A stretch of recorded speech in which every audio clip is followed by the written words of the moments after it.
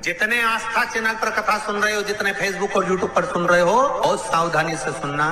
तो जिनकी यहाँ संपदा की कमी होती है, वैभव की कमी होती है, लक्ष्मी की कमी होती है, प्रतिष्ठा की कमी होती है, धन की कमी होती है, उसके लिए गुड़, चावल, लाल फूल और लाल मिर्ची के 11 दाने पानी के कलश में तांबे के लोटे में लेकर हाथ को ऊंचा कर कर नेत्र, नासिका, वक्षस्थल के सम्मुख में जो सूर्य नारायण को अर्घ देता है, जल चढ़ाता है, पर जो सूर्य को अर्घ रविवार के दिन दे देता है, अगले रविवार तक पैसे की आवक आना प्रारंभ हो जाती है। महापुराण की कथा कहती है, जब हम सूर्य को अर्घ देते हैं, सूर्य को जल चढ़ाते हैं, वो पानी जब पृथ्वी पर गिरता है हमारे शरीर पर, तो वो श्रेष्ठता का भाव निर्मित करते हैं, वो गलत नहीं।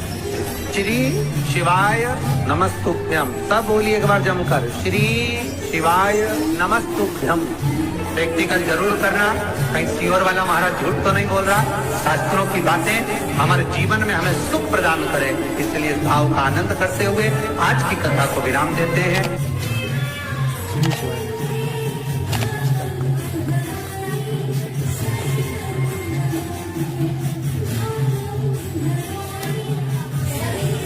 एक बात सावधानी से सुनिए,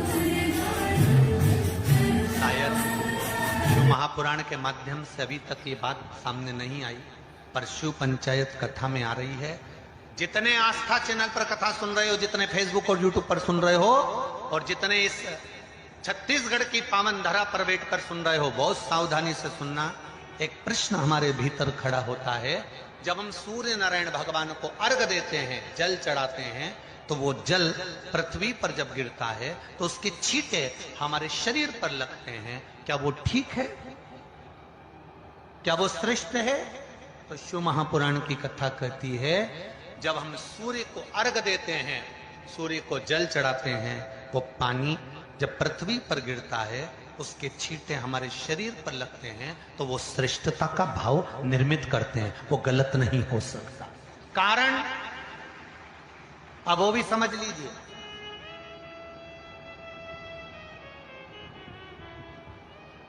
अब सूर्य नारायण भगवान को आप जल चढ़ा रहे हो, तो छींटे नहीं लगे, उसके लिए क्या स्टूल पे चढ़ के चढ़ाओगे कि कुर्सी पे चढ़ के चढ़ाओगे? अरे बोलो तो सही। अब कई लोगों के दिमाग में यह बात भरा गई कि हम भगवान को जल चढ़ाते हैं, वो हमारे शरीर में छींटे लगते हैं, जमीन पे से पानी गिरता है, वो हमारे शरीर को छींटे लगते हैं, भगवान को अच्छा नहीं लगता होगा। कौन ने कहा? पहले तो उसको पकड़ के ला।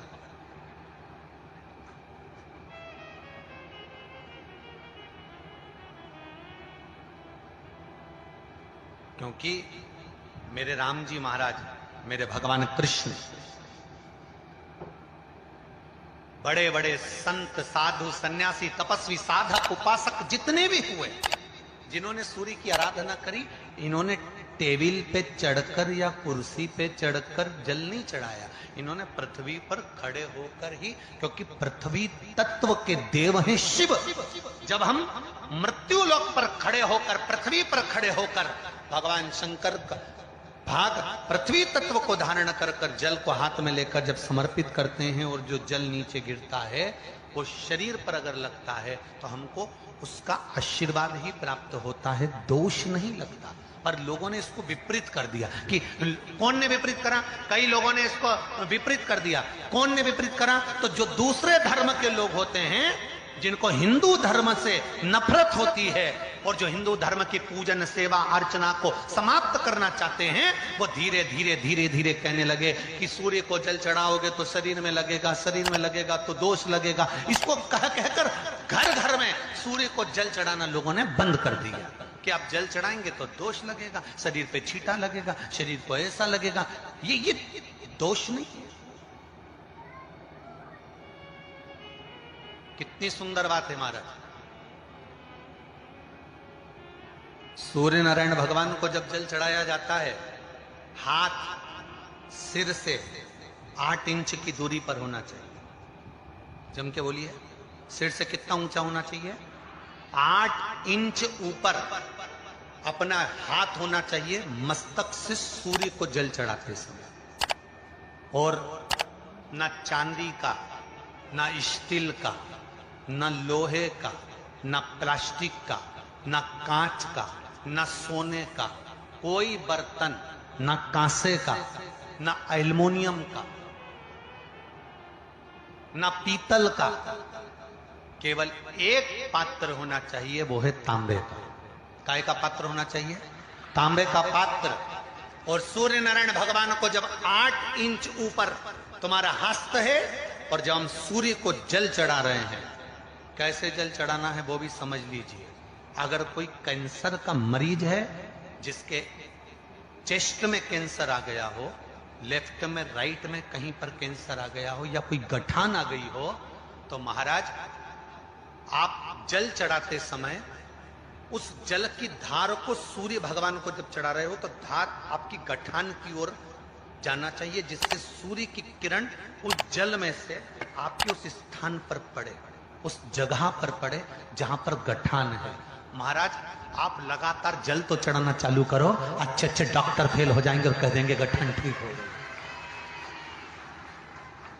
आपका लीवर और किडनी गड़बड़ कर रहा है, आप प्रतिदिन आपका स्वास्थ्य गड़बड़ रहता है, आप प्रतिदिन ये ज्योतिष शास्त्र के अंतर्गत, रत्न शास्त्र के अंतर्गत, ये रत्न शास्त्र, ज्योतिष शास्त्र, रंग शास्त्र जो हमारे यहाँ है, रंगों के हिसाब से ये जितने रत्न होते हैं, माणिक हुआ, मोती हुआ, नीलम हुआ, मूंगा हुआ, पुखराज हुआ, ये क्यों कहते हैं ये पीला है, ये सफेद है, ये नीला है, ये लाल है, इसको शरीर में क्यों पहनाते हैं? उसका कारण होता है कि जब शरीर में पहनते हैं, सूर्य की किरण उसमें पड़ती है, हमारे शरीर पर वो कलर का इफेक्ट पड़ता है, उस कलर को शरीर पर लगता है, और शरीर पर लगता है तो हमारा शरीर धीरे धीरे, हमारी जो इंद्रियां हैं वो सही होने लगती हैं, काम सही होने लगता है। तो आप कहते हो ना सब, मैं कौन सा नक पहनूं, मैं कौन सा मोती पहनूं, मैं कौन सा पुखराज पहनूं, मैं कौन सा नीलम पहनूं, वो ज्योतिष शास्त्र के अंतर्गत, रत्न शास्त्र के अंतर्गत जितने रत्न हम पहनते हैं, ये केवल उस किरण के लिए ही तो पहनते हैं कि जो सूर्य की किरण मिले, उस किरण का प्रभाव हमारे शरीर पर पड़े।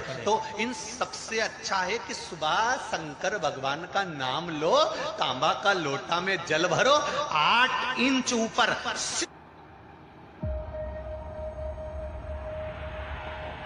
It all started from here. सिर से हाथ होना चाहिए, और सूर्य नारायण भगवान का दर्शन साधारण नहीं, जो जल तुम चढ़ा रहे हो, वो जल की जो धार आ रही है उसमें सूर्य का दर्शन होना चाहिए, तो कैंसर की बीमारी कभी नहीं हो सकती।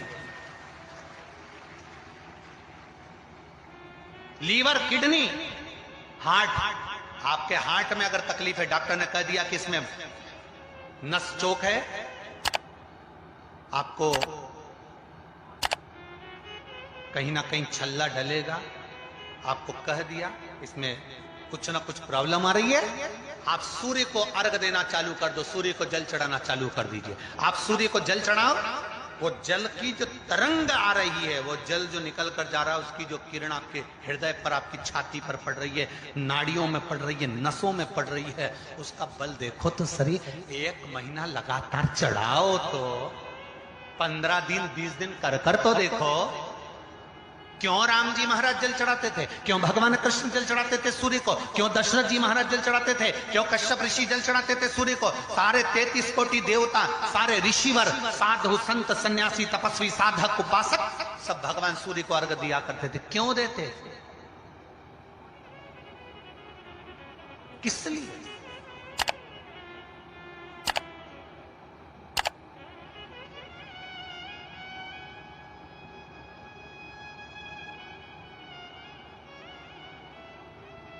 सूर्य नारायण भगवान को जल चढ़ाते समय आपके पंजों की एड़ी ऊंची नहीं होना चाहिए, ध्यान दीजिएगा। आपका पंजा पांव का पूरा की पूरा जमा होना चाहिए भूमि पर। हाथ कितने इंच ऊपर? 8 इंच ऊपर होना चाहिए।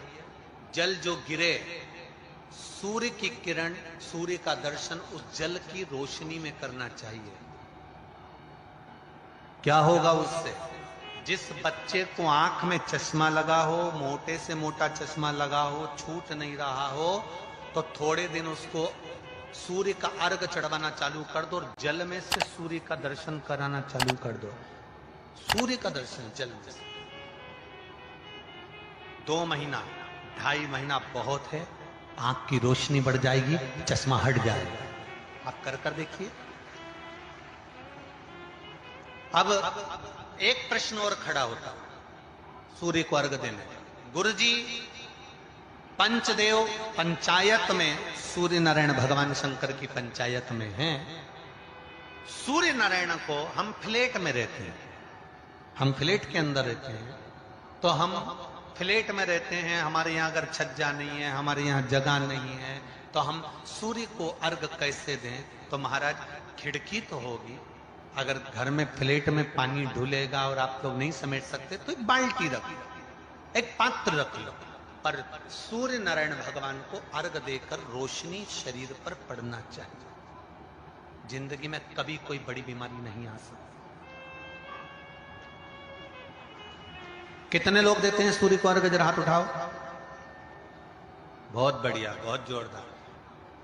पुरुष लोग भी देते हैं ना, चाहे बच्चे से बच्चा हो, बच्चों के हाथ में भी एक लोटा पानी पकड़ाओ। घर में छोटे बच्चे हो ना, उनको तांबे का लोटा दो, पानी दो, जा बाहर खड़े हो जा, एक लोटा पानी चढ़ा के। पहले दिन आप स्वयं बच्चे के साथ बाहर खड़ी हो, ओटले पर, घर के बाहर खड़ी हो, छत पे खड़ी हो या घर के बाहर खड़ी हो, और बच्चे से कह लो चढ़ाओ बेटा, देखो ऐसा हाथ 8 इंच ऊपर करिए, तांबे का लोटा लेकर पानी धीरे धीरे डोलना है।